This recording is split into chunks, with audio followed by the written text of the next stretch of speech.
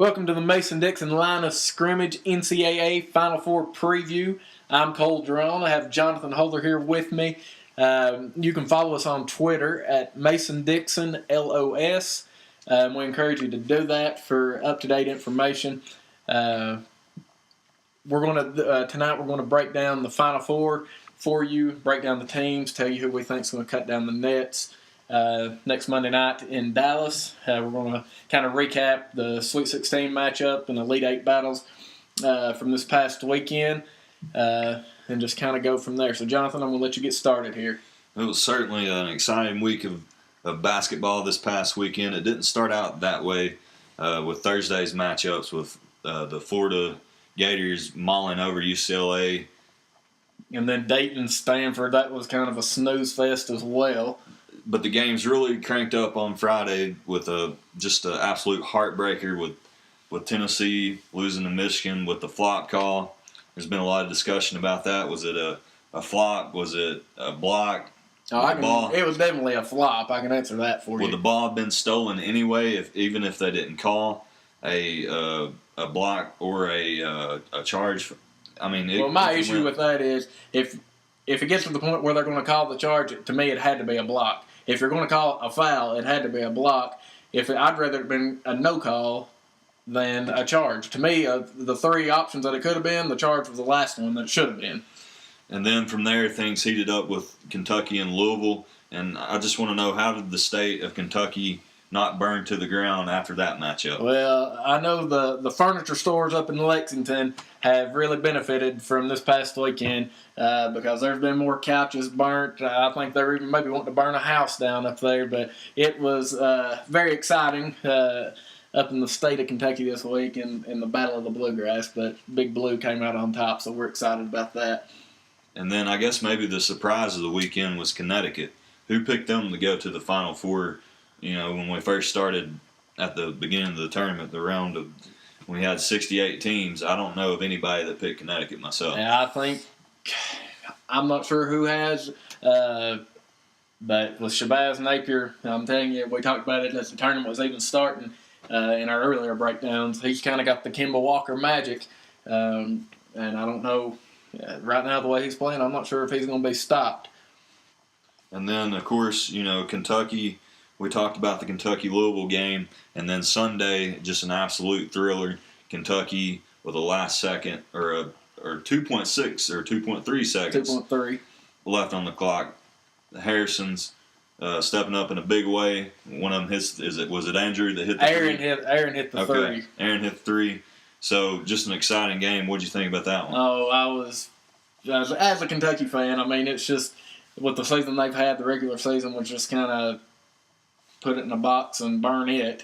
But the switch flipped as the ACC tournament rolled around. Kentucky, they've had a hot streak. They've got their mojo going right now. And Aaron Harrison, he's hit some big shots, hit the big three against Louisville with 30 seconds left, hit the big three against Michigan to send them to the Final Four. And I'm telling you what, Big Blue Nation is on fire right now. No pun intended, right? Yeah, no pun intended. They burned their mattresses and furniture. What's next if they advance in the Final Four next week to the championship? I don't know what's next, but the furniture stores, I'm telling you, they've benefited over this past weekend. So that leads us into the Final Four this weekend. First matchup, Florida and Connecticut, 6:09 on TBS. This one for me, I look at it, I think Florida has the better backcourt. That's actually the opposite of what I was trying to say. I think Florida has the better front court. I think Connecticut has the better backcourt with Napier. I am looking forward to that matchup, Napier and Wilbekin. Connecticut's been on a pretty good run. I still think Florida wins and advances to the national championship. I picked them in my original bracket to make it to the championship. I'm not going to change that now. I'm going with Florida in this matchup. Oh, yeah, I can't wait for the Scotty Wilbekin and Shabazz Napier matchup. I think that could be one of the best just one-on-one matchups of the tournament. Maybe in the last few years, one-on-one matchups in the tournament. But with, like you said, I think those two going at each other. I give Florida the advantage because I think their defense will lock down Connecticut. I mean, they can get up in your grill and they're going to press you. They create a lot of turnovers. Michael Frazier II, he's shooting almost 45% from three right now. And, I mean, you can't give him an open look. And with Young and Patrick Young and Willie Yeget on the blocks, I think Florida's going to be too tough. So I'd look to see them advance in a close one. I think it'll be close. I mean, I know Connecticut beat them earlier in the year, but I think Florida advances to the championship game on Monday night. Okay, and then the second game immediately following on TBS, Kentucky and Wisconsin. I look at this matchup. I'm looking at Kentucky's athleticism. I'm looking at Wisconsin's efficiency, their length. Key stat for me on this one, Kentucky is 5th in the country on rebounds per game. Wisconsin is 261st in rebounds per game. I like Kentucky with that edge winning this matchup, and I like an all-SEC matchup between Florida and Kentucky. Hey, who said the SEC was a football conference, right?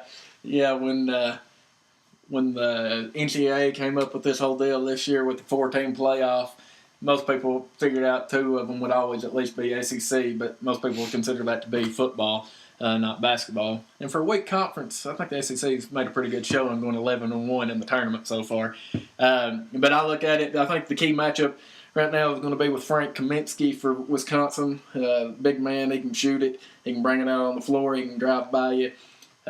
With Willie Cauley-Stein being out for Kentucky, I mean, more than likely they're saying he's doubtful, but I really don't see him coming back to be able to play this week.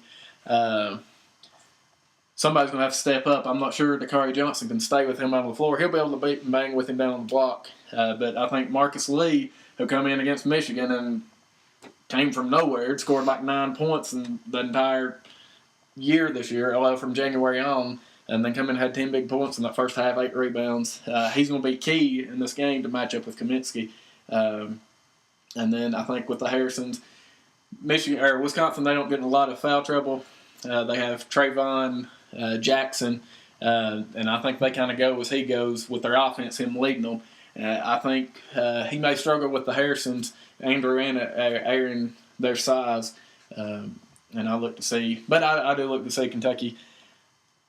I look to see them win pretty convincingly in this one. I don't know. It may be closer than I think, and if it's a slow-down game, Wisconsin may have an advantage, but Kentucky's pretty hot right now. So I look to see an all-SEC final as well. Kentucky, Florida in the national championship. We both agree that they're going to get there. Look at this one.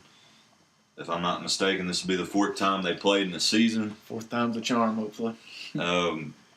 I think it's hard for a team to beat a team 3 times, let alone 4 times.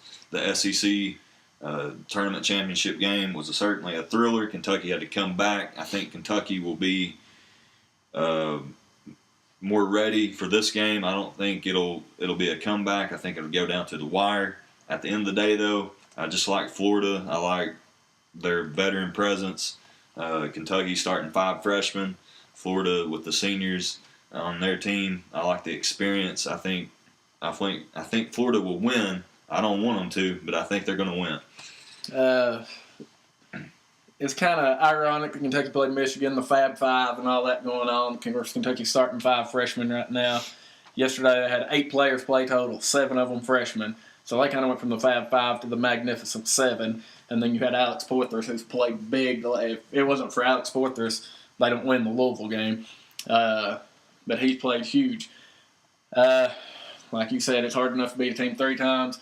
4 times is going to be really hard. I don't look to see it get to be. Nerves will kind of be a big thing in that game. I don't look to see Florida jump out to a big lead. I'll take talent over experience any day. Give me somebody that can play.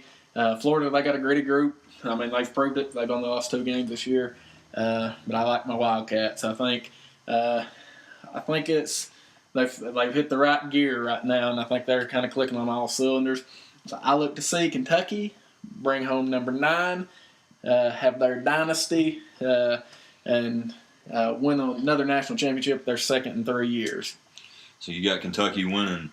They've already burned all their furniture. What will they burn next? They win the national championship. I don't know. Their children? I don't know about that, but they may have to start. I don't know what they'll do. They may shoot off some fireworks this time around, but if Kentucky brings home number 9, the whole state will be ecstatic, and you won't be able to contain the excitement. It may come on down here to Tennessee with us. I don't know, but it should be a fun weekend, and I'm definitely looking forward to it.